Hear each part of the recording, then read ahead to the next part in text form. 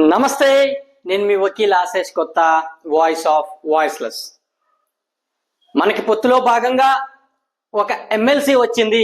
అది సోము వీర్రాజు గారిని వరించింది.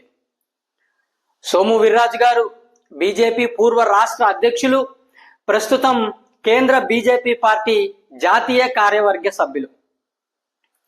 వారికి ఎమ్మెల్సీ వచ్చిన దగ్గర నుండి వివిధ మీడియా మాధ్యమాల్లో, సోషల్ మీడియా వేదికగా ఒక విధమైన దుమ్ము ఎత్తిపోసే కార్యక్రమం మొదలైంది. అదేమనగా, పార్టీలో వేరే వారికి ఇవ్వవచ్చు కదా అని కొందరు అంటుంటే, ఇంకొందరేమో కేంద్ర మంత్రివర్యులు వర్మ గారు లాబీయింగ్ చేశారు, ఆనాడు వర్మ గారి కోసం వీర్రాజు గారు చేస్తే నేడు వీర్రాజు గారి కోసం వర్మ గారు చేశారు అని, యువతకి ఇవ్వవచ్చు కదా అని ఇంకొందరు. మన పార్టీ యొక్క ముసుగు వేసుకొని ఇతర పార్టీల వారు పెట్టే పోస్టులే ఇవన్నీ. మనం ఆ ఉచ్చులో పడద్దు.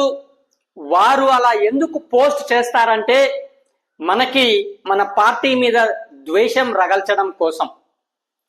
భారతీయ జనతా పార్టీ కార్యకర్తల పార్టీ, కార్యకర్తలే భారతీయ జనతా పార్టీ బలం కాబట్టి వారిలో చీలిక తేవడం కోసం ఈ పాటలు ఇతర పార్టీలకు తప్పడం లేదు. పదవులు ఎవరికి ఇవ్వాలి అనేది భారతీయ జనతా పార్టీ యొక్క అంతర్గత విషయం.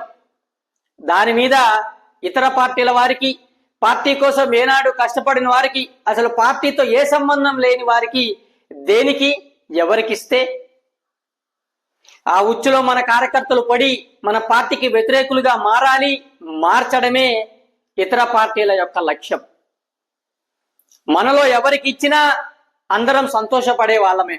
ఎందుకంటే ఇతర కుటుంబ మరియు ప్రాంతీయ పార్టీల వలె మన దానిలో పదవి వెంపర్లాట, అధికార వ్యామోహం అనేవి తక్కువ. అందుకే ఎమ్మెల్యే, ఎంపీ టికెట్లప్పుడు కావచ్చు, మంత్రుల నియామకాలప్పుడు కావచ్చు, రాష్ట్ర ముఖ్యమంత్రులను నిర్ణయించేప్పుడు కావచ్చు, మనం ఎప్పుడూ కూడాను ఇతర కుటుంబ మరియు ప్రాంతీయ పార్టీల లాగా బహిరంగంగా అక్కసు వెదజల్లడం, అసమ్మతి గ్రూపులు, గ్రూపు రాజకీయాలు, బుజ్జగింపులు లాంటి సంస్కృతి భారతీయ జనతా పార్టీలో లేనే లేదు. అందుకే ఈ దుమ్ము ఎత్తిపోసే కార్యక్రమం మన మీద. యువతకి పదవులు ఇస్తే నేను సంతోషమే, ఇప్పుడు వీర్రాజు గారికి ఇస్తే కూడా సంతోషమే.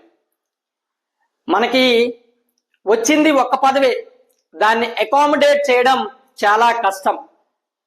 అవతల 3 వచ్చిన వాళ్ళు ఎంత కష్టపడ్డారో చూశాము.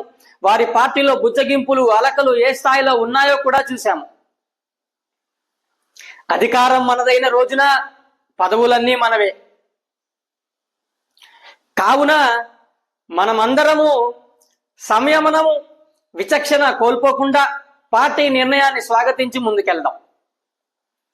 చట్టాలు చదవండి, హక్కులు తెలుసుకోండి, హక్కులకే పోరాడండి. ధన్యవాదాలు. నమస్తే. సాధ్యమైనంత వరకు మన దైనందిన జీవితంలో తెలుగులోనే మాట్లాడదాం, తెలుగునే ఉపయోగిద్దాం.